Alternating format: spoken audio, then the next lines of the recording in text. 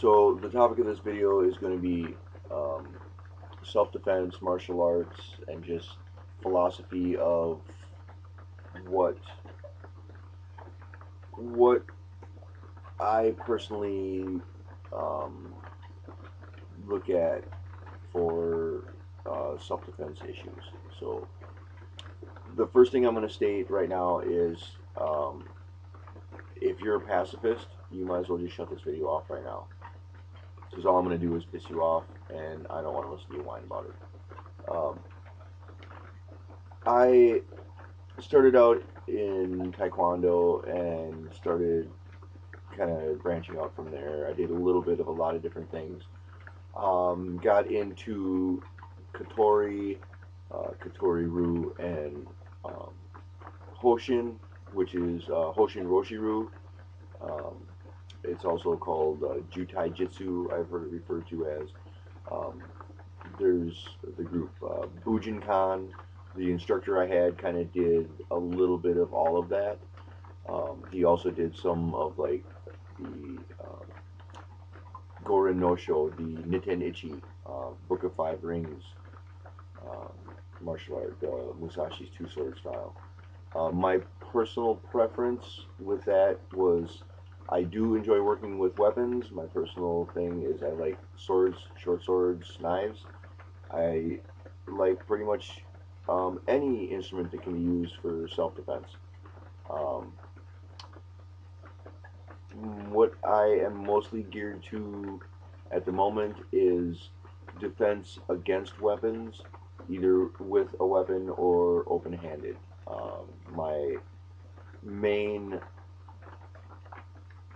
My main avenue of study right now, I guess you'd say, would be um, Mutodori, or the no sword style of swordsmanship, um, unarmed versus weapons.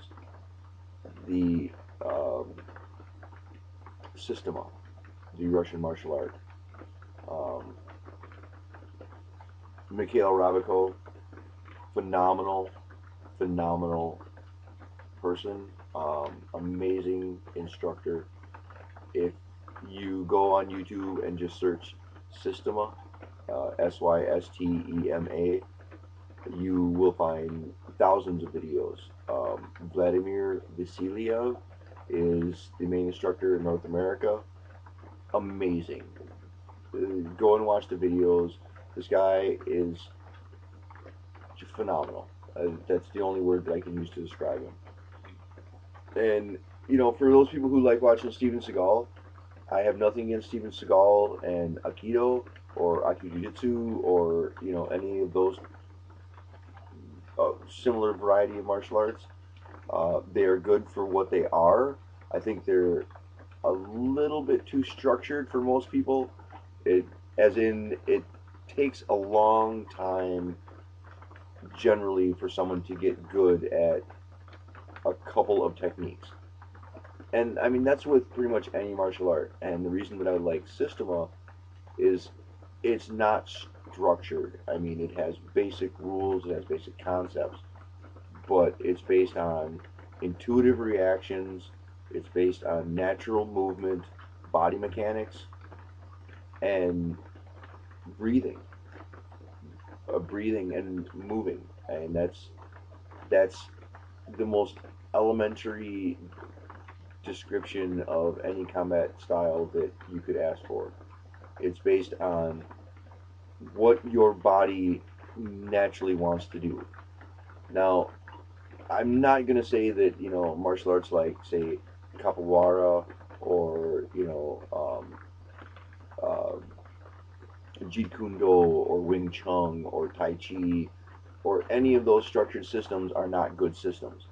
It depends on what works for you. Me personally, I work better in a not quite so structured system because I have problems like I have a bad shoulder, bad back, problems with my neck. Um, so there's certain things I just simply can't do the way a normal structured system would have you do them. So um, that's my personal take on that part of it. The other thing is that Systema teaches relaxation, and it's not combat. It's not fighting. It's survival. It's how not not how to win, not how to conquer your enemy. Although there is that element to it. It's how to survive and continue. It's not I'm gonna just destroy this person and go on and kill the next person. It's how am I going to stop this confrontation so that I can continue to do what I was doing without, undue violence or undue, expenditure of energy. Um, I I think it's a phenomenal system, and I highly recommend it to anyone who's into the martial arts. The Hoshin system is more structured, but it is less structured than say Katori or even like Bujinkan and some of those. Um, I all respect in the world to the guys that practice Bujinkan. That that stuff can be brutal. Um, like the Israelis that do Krav Maga. That's a phenomenal martial art for what it is. But honestly, my body can't take the beating to practice that style. So I am kind of limited in that aspect. Um, where was that? Hoshin does a lot of energy work. It does a lot of um, sensing. One of the first exercises that we do in that we did in the Hoshin class was the castle gate, and it's one person would sit down with their back to the wall, and they close their eyes and they just picture a wall or a fence with a gate, and they picture the gates either open or closed, and you walk up, you stand in front of the person, and then you try to sense whether they are projecting open or closed, and it's a phenomenal little exercise. And there's there's little things like that that if you start working in that, you will realize that there's so much more out there that the human mind and the human psyche and the human body has available to it than just the normal five senses. Um, if you go and look on the system of videos, um, I Vadim Starov has some very interesting ones where he does some blindfolded demonstrations, which I don't personally like the system as he teaches it so much, but it's very interesting, and the stuff that he does with his blindfolded weapons work is just amazing. Um, if you if you are interested in this and you'd like some more information, please go and visit Russian Martial Art.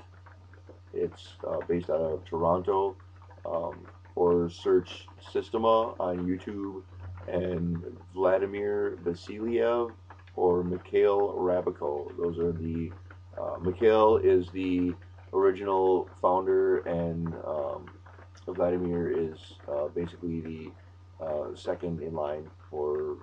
They don't really have like a top instructor thing, so I don't want to use that term, but those are basically the two guys who created the system as it has become known to the public as the Russian martial art. There are other varieties that are out there. There's System of Spetsnaz and some other ones, but I personally like the RMA Systema. Um, Go and check it out. It's phenomenal stuff. And the my final thought on martial arts and training is if you don't prepare, then what are you going to do if someone and especially in this day and age when there's so many things happening around the world that could possibly just crash you know everything. everything. I mean, if you can't get food, and somebody comes to your house with a baseball bat to try and get, your last 2 cans of chili, what are you gonna do? I mean, you could just say, hey, let's sit down and we'll split this bowl of chili, but I'm guessing that there's probably 3 or 4 out of those, say 10 times that the guy's not gonna care, and he's just gonna club you with the baseball bat and take everything that he wants.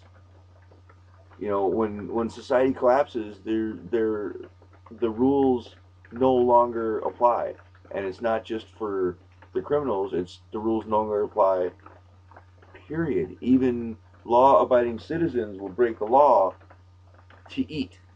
To feed their children, to um, to live. I mean, it that's what it's going to be coming down to. And I think that if you don't prepare at least mentally for the possibility that things could be extremely horrible and that you may have to defend yourself to the point of using some type of lethal force, then I don't think you're being rational about the situation the world is in right now. Um,